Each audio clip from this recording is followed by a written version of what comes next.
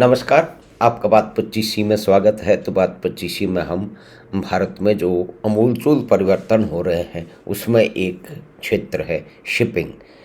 तो शिपिंग का तो भारत में यानी कि नौकायान का और जहाज़ों के जरिए व्यापार का और यात्राओं का एक लंबा चौड़ा इतिहास है।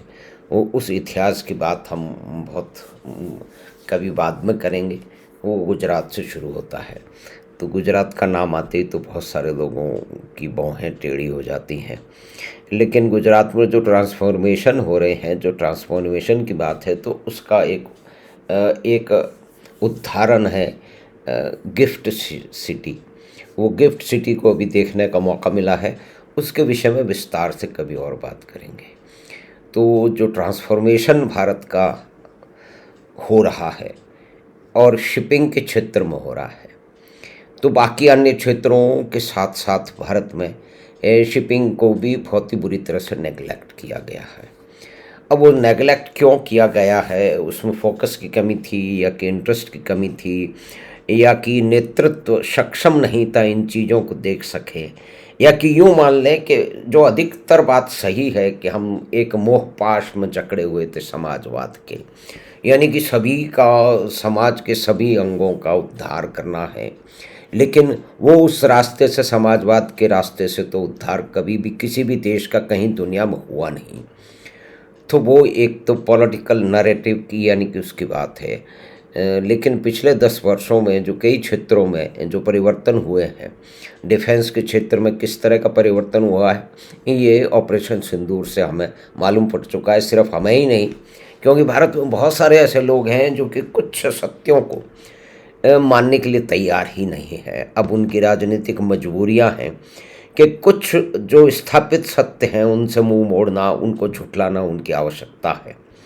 लेकिन दूसरे और भी बहुत सारे लोग हैं जो कि फैक्चुअल इन्फॉर्मेशन, जो कि वास्तविकता में तथ्य हैं, उन पर आधारित बात करते हैं। तो उसी बात को हम उसी परिप्रेक्ष्य में आगे बढ़ाते हैं, क्योंकि भारत का कंपैरिजन किया किससे जाए।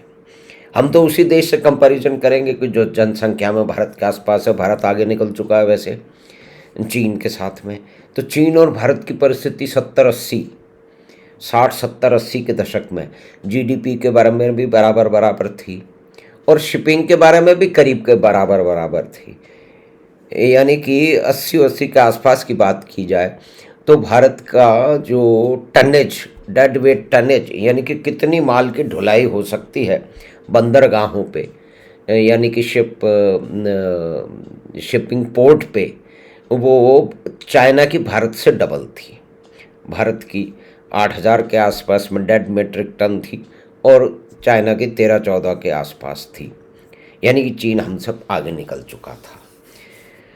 लेकिन उसके बाद तो ऐसा हुआ 1978 के बाद में आकर के 2018 तक, यानी कि पूरे के पूरे 40 वर्षों में चीन दुनिया की फैक्ट्री बन गया, भारत नहीं बन पाया। तो उसके कुछ तो कारण रहे होंगे। तो कुछ मुख्य कारण ये है कि व्यापार आपका एकदम से नहीं बढ़ जाएगा। जैसे गांव में अगर सड़क नहीं है, कच्चा रास्ता है, तो वहाँ की जो भी कुछ ट्रेड है, जो भी कुछ वहाँ की फसल है, उसको बाज़ार पे सही समय पे सही वक्त पर नहीं पहुँचाया जा सकता, उसकी देखभाल नहीं की जा सकती, कीटनाशक नहीं। तो इसी तरह से शिपिंग इंडस्ट्री है कि भारत का जो भी उत्पाद है, चाहे वो कृषि क्षेत्र का हो, वो भी बहुत बड़ा है उत्पाद हो करके फिर उसका एक्सपोर्ट हो, या कि दूसरे अन्य क्षेत्रों का एक्सपोर्ट हो जिसमें मशीनरी और दूसरे पार्ट शामिल हैं। आजकल तो आईफोन का जो है वो एक्सपोर्ट हो रहा है। तो एक समय ऐसा भी था जबकि चीन में वो पुर्जे बनते थे और भारत में आके असेंबल होते थे। अब वो एक प्रक्रिया है कि उसको मैन्युफैक्चरिंग ही माना जाएगा। लेकिन हमारे देश में विचित्र विद्वानों की भीड़ लगी हुई है। उनका कहना है कि असेंबलिंग इज़ नॉट मैन्युफैक्चरिंग। तो हमने तो देखिए छोटा मोटा काम किया है, शॉप फ्लोर के अंदर हाथ से पेच स्क्रू कसे हैं और जो है वो मशीनों पार्टों की घिसाई भी की है, असेंबली की भी है, डिज़ाइन भी किया है। तो थोड़ा बहुत तो समझते हैं। जो प्रखर विद्वान हैं, जो कि इकोनॉमिस्ट हैं, वो तो शायद नहीं समझते।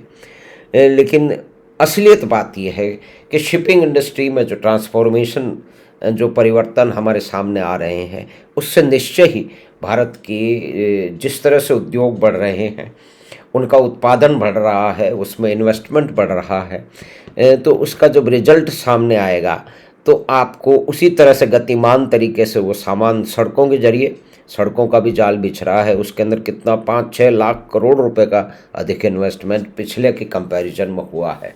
तो अब शिपिंग इंडस्ट्री ट्रांसफॉर्म होने चली जा रही है। जैसा कि हम देख रहे हैं, यहाँ हमने दिखा है कि 2030 तक भारत दुनिया के 10 उन शिप निर्माण जो है देशों में आ जाएगा जहाँ पे शिपिंग का निर्माण होता है।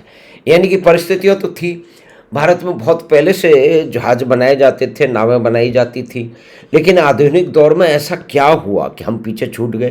तो सिर्फ शिप निर्माण में थोड़े आगे पीछे, हम हर चीज़ में पीछे छूट गए, हम मैन्युफैक्चरिंग में पीछे छूट गए, क्योंकि हमने कभी हमारी जो राजनीति थी, जो कि पॉलिटिकल फिलॉसफी थी, उस फिलॉसफी के कारण मुख्य रूप से हमारे नेताओं ने समाजवाद को हमारे खुद के ऊपर भी लाद रखा था और सारी दुनिया पे लाद दिया।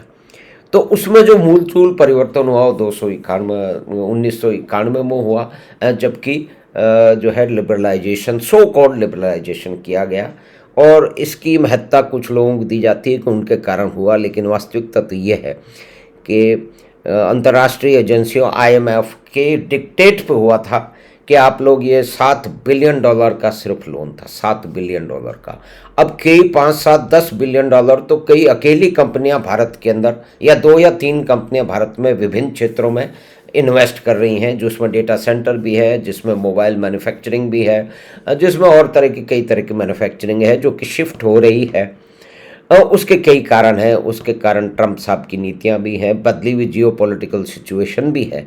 तो बदली हुई जियोपॉलिटिकल सिचुएशन में जब 70-80 के दशक में भारत की GDP भी करीब करीब चाइना के बराबर थी, एक समय ऐसा था कि जब भी बराबर थी, लेकिन चाइना ने जब लीड लेना शुरू किया, 1978 से लीड ले लिया, हमने तो 13 साल और समाजवाद के मोह पाश में गुजारे। तो फिर हम 1991 में, यानी कि फिर अंतर्राष्ट्रीय संस्थाओं ने हमारी बाह मरोड़ करके हमसे वो परिवर्तन करवाए, जिनसे कि उद्यमियों को कुछ राहत मिली, उन्हें काम करने के अवसर मिले, और नई, जिसको कहते हैं लिबरलाइजेशन, जिसको कहते हैं कि वो आया। वो पूरी तरह से आज भी आया नहीं है, क्योंकि चारों तरफ ब्यूरोक्रेसी हावी है और कई तरह के अड़ंगे जो कि उद्यमी हैं उनके रास्ते में लगाए जाते हैं, उनकी ऊर्जा को क्षीण किया जाता है। लेकिन ट्रांसफॉर्मेशन भारत का जो चल रहा है, जो परिवर्तन चल रहा है, उसमें चाहे हम कुछ भी कहें कि बहुत सारे विरोधी इस बात को मानेंगे नहीं, लेकिन शिपिंग इंडस्ट्री में अभी जो भारतमाला प्रोजेक्ट है, जिसके अंदर जो बड़े इन्वेस्टमेंट होने वाले हैं, उसकी डिटेल में फिर से चर्चा करेंगे। तो एक समरी कर रहे हैं कि चाहे ट्रांसफॉर्मेशन रोड का हो या फिर शिपिंग इंडस्ट्री का हो, जो कि बहुत प्राचीन दौर से भारत में रही है। लोथल का पूरा एक इतिहास है जहाज़ के निर्माण का, नावों के निर्माण का, और वहाँ पे पोत आने जाने का भी था।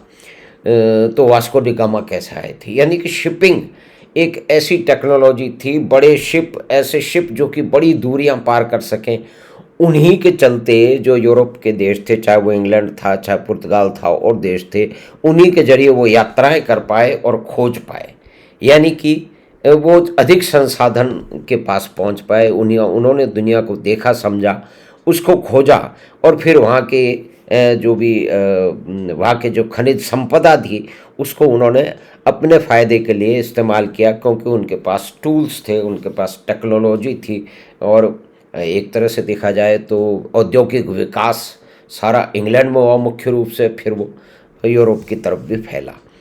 तो ट्रांसफॉर्मिंग इंडिया में मोदी जी के नियंत्रण में, क्योंकि जो ये सारे के सारे जो परिवर्तन हो रहे हैं, जो नए प्रोजेक्ट बन रहे हैं, जिसमें बहुत सारे जो है वो जो शिपिंग यार्ड हैं उनका निर्माण होगा, बड़े बड़े शिप बनेंगे। पहले इस तरह की प्रयास तो किए गए, कारखाने लगा दिए गए, लेकिन उनको वो ऊर्जा, उनको वो नेतृत्व, उनको वो दृष्टि नहीं मिली, जो कि एक कॉम्पिटिटिव इकोनॉमी है। इस सोशलिज्म की कॉम्पिटिटिव, हमें कुछ कम्पीट करना ही नहीं है, हमको नारेबाजी में अपना समय गुजारना है, हमारा नेतृत्व भी ऐसा था। तो अभी अमूलचूल परिवर्तन है। चाहे वंदे भारत ट्रेन का निर्माण हो, वो भी इसीलिए संभव हुआ क्योंकि पॉलिटिकल लीडरशिप बदल चुकी थी। जो बाहर से ट्रेन लाने की बातचीत रेलवे बोर्ड के बड़े बड़े अफसर कर रहे थे, उनसे मोदी जी ने प्रश्न पूछ लिया कि आप भारत में क्यों नहीं बना सकते। तो फिर चैलेंज हुआ और वो रेलवे के बड़े ही प्रखर इंजीनियर सुधांशु मणि के नेतृत्व में एक ट्रेन 18 बनी, जिसको वंदे वंदे भारत ट्रेन नाम दिया जा रहा है। और उसमें बहुत सारी ट्रेनें अब चलने वाली हैं, यानी कि हम अब मध्यम गति की ओर बढ़ रहे हैं। यानी कि रेल के क्षेत्र में, जहाँ की चीन में 31,000 या 40,000 किलोमीटर से अधिकतर हाई स्पीड ट्रेन का नेटवर्क है, भारत में तो है नहीं। भारत में पहला नेटवर्क जो है वो करीब 508 किलोमीटर का वो बन रहा है अहमदाबाद और मुंबई के बीच में। और उसमें हमारे विद्वान कहते हैं कि भारत गरीब देश है, इसको क्या आवश्यकता है। अरे तो भाई, टेक्नोलॉजी की आवश्यकता तो आपको होगी, उसी से तो काम चलेगा, उसी से तो दुनिया बदलेगी, उसी से तो अधिक व्यापार होगा, उसी से तो अधिक नए नए आयाम खुलेंगे। यानी कि ऑटोमोबाइल क्षेत्र में जब तक सिर्फ 2 कंपनियों का राज था, उसके बाद में जब मारुति आई और दूसरी कंपनी आई, तब ही तो जो है वो उसके रोजगार के अवसर मिले हैं। यानी कि आज देश में करीब करीब रोजगार के अवसर 64 करोड़ के आसपास हैं। उतने रियलाइज कितने हो रहे हैं, उसमें 90-80% तो होंगे ही। तो उसके कंपैरिजन में पहले अभी कितने नहीं रहे। सरकारी क्षेत्र में नौकरियां कुल ही मिलाकर के 2 करोड़ के आसपास हैं।